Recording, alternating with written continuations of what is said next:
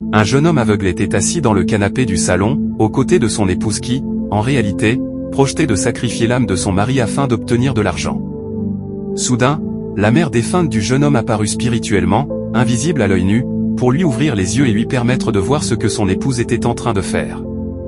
À la grande surprise du jeune homme, il réussit à la voir, sa femme se tenait à côté de lui, enveloppée dans un pagne rouge, tenant une calebasse contenant une somme d'argent. Aussitôt, le jeune homme, stupéfait, retira ses lunettes et s'exclama « Seigneur Jésus ». Sa femme, feignant l'innocence, lui demanda « Qu'est-ce qui ne va pas, bébé ?» Il répondit qu'il allait bien, qu'il avait simplement un peu chaud. Elle s'excusa alors « Désolé, chérie », tout en continuant à agiter la calebasse, persuadée que son mari ne voyait rien. Le jeune homme poursuivit « Bébé, je ne comprends pas ce qui m'arrive, je me sens différent. » Elle affirma alors qu'elle priait pour lui, qu'elle implorait Jésus-Christ de lui rendre la vue, et son mari la remercia. Puis il lui demanda si elle l'aimait réellement, ce à quoi elle répondit oui.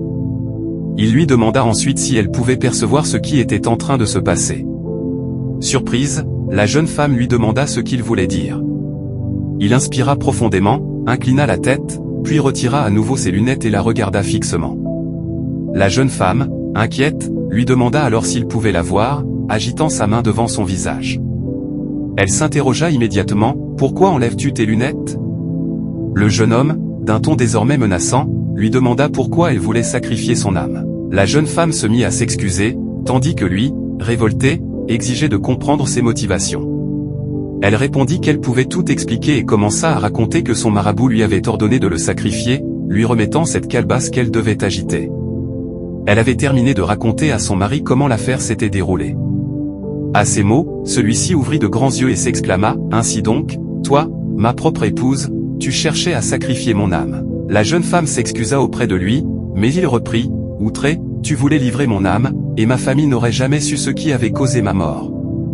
J'ai pourtant toujours eu confiance en toi, tu es resté à mes côtés, et voilà comment tu me remercies. » Elle se mit à genoux, en sanglotant, pour implorer son pardon. Il lui demanda alors, « Pourquoi recherches-tu le gain facile ?» Elle répondit qu'elle n'avait voulu agir ainsi que par crainte de manquer d'argent. À ces paroles, il la coupa avec colère, « J'ai travaillé dur pour toi, et malgré cela tu veux ma mort ? Et tu oses me dire que tu m'aimes ? Non, tu ne m'aimes pas véritablement. À présent, prends cette calebasse et retourne dans ton village. Dieu m'a protégé, heureusement. Maintenant, relève-toi, prends cette calebasse et quitte immédiatement ma maison. » La jeune femme éclata en pleurs, suppliant qu'elle ne recommencerait jamais. Mais il réitéra, « Prends cette calebasse et pars avant que je ne me fâche davantage. » Elle se précipita, saisit la calebasse et se dirigea vers la porte. Le jeune homme la poussa hors du seuil et referma brutalement. Resté seul, il commença à s'inquiéter et porta les mains à ses yeux en déplorant son sort. Pendant ce temps, la jeune femme, maintenant dans la rue, s'éloignait en pleurant. Après quelques mètres, elle ressentit une étrange sensation à la tête, c'est alors qu'elle sombra dans la folie, riant seule au milieu du chemin. Le mal qu'elle avait voulu faire à son mari s'est retourné contre elle.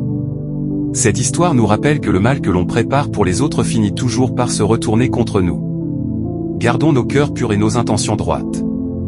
Répétez avec moi cette prière importante, « Seigneur, protège-nous du mal et éloigne de nous toute personne qui ne nous veut pas du bien. Accorde-nous la sagesse, la paix et ta lumière. Amen. » N'oubliez pas de liker, vous abonner et partager pour soutenir la chaîne.